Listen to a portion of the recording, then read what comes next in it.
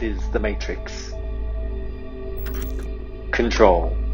Built to keep us under control and to transform us into fuel for the machine. MaxAnte offers you these transmissions as messages for those of you that sense that things are not as they appear.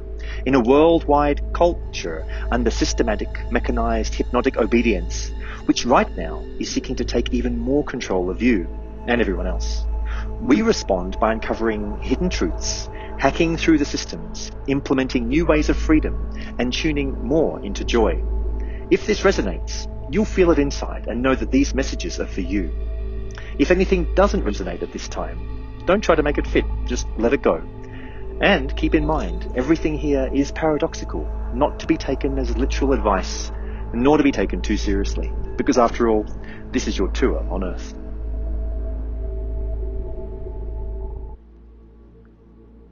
Points, numbers, counting system, ledgers. We are obsessed with these notions of collecting numbers. Humanity is like under a mass hypnosis of an infatuation with numbers and getting them. You want to collect as many of these numbers and prop yourself up with them.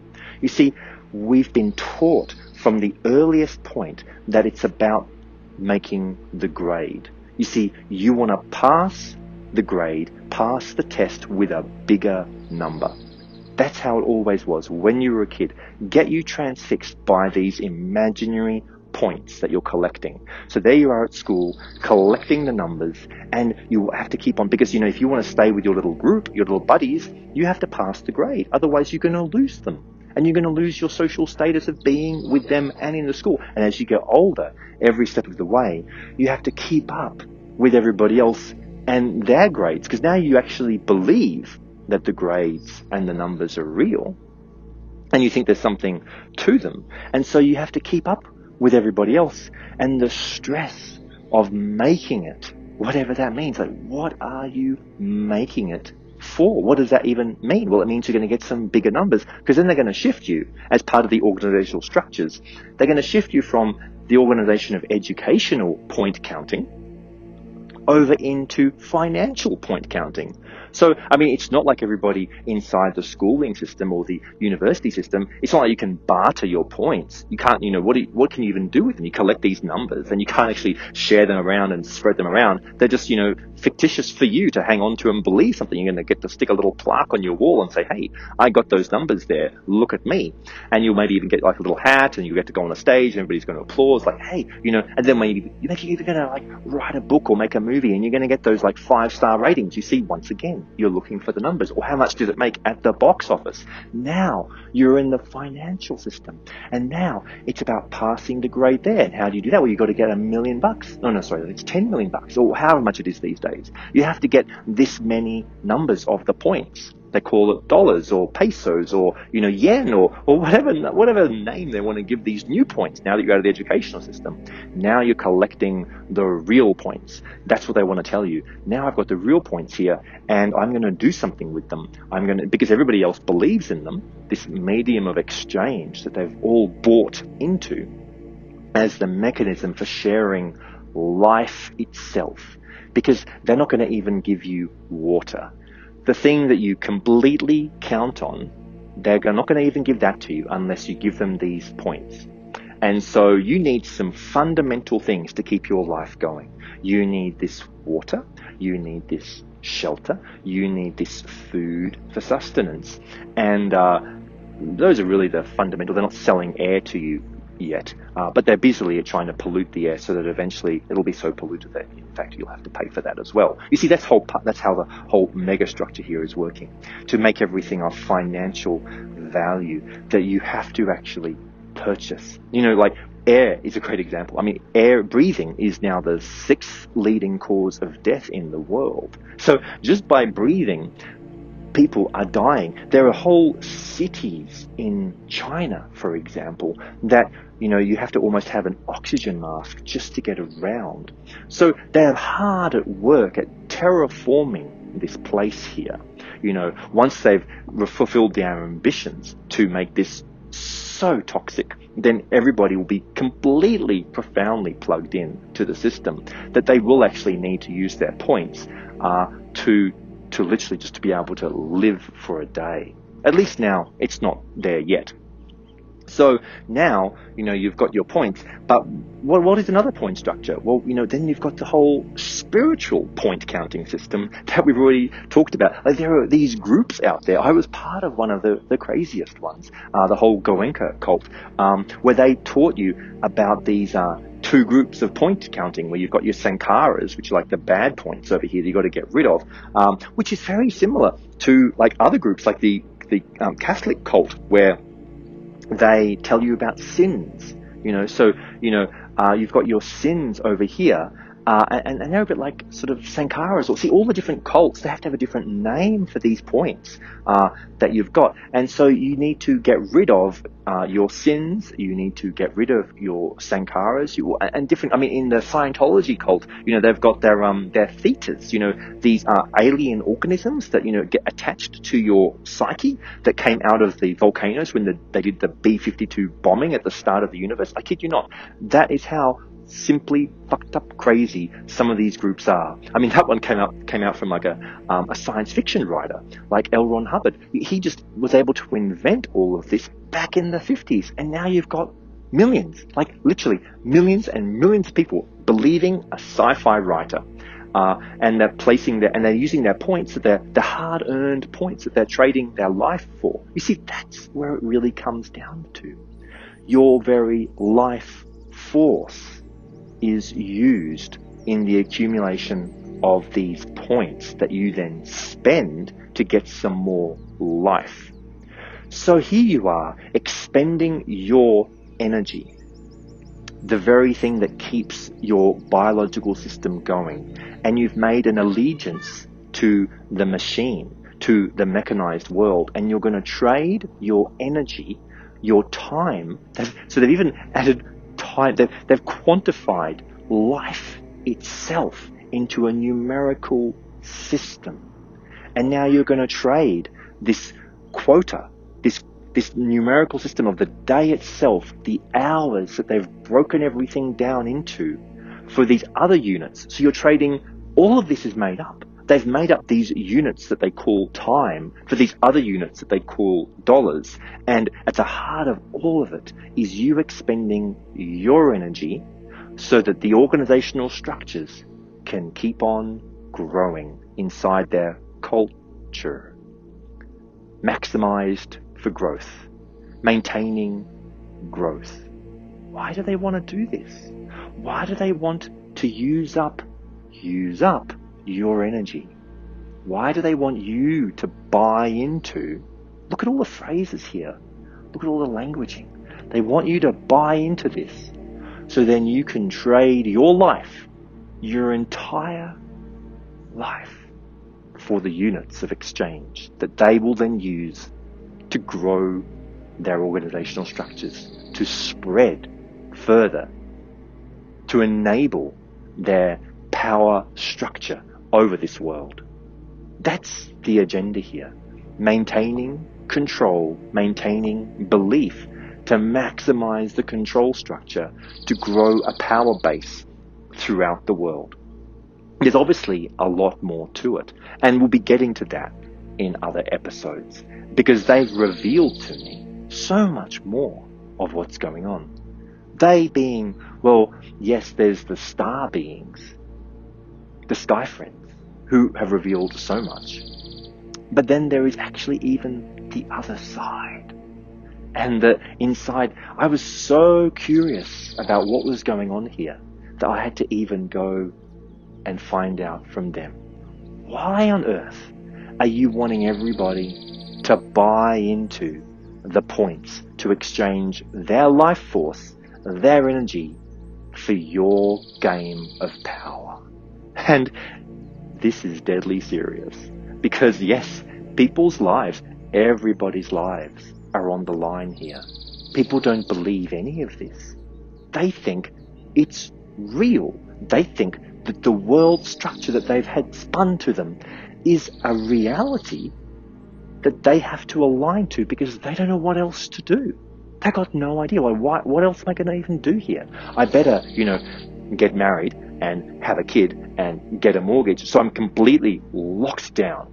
So I don't have even an inch to move. So then I have to, as in neon light, have to pay for all of this to keep it going because of my allegiance to the megastructure, so that everybody will still like me and believe in me.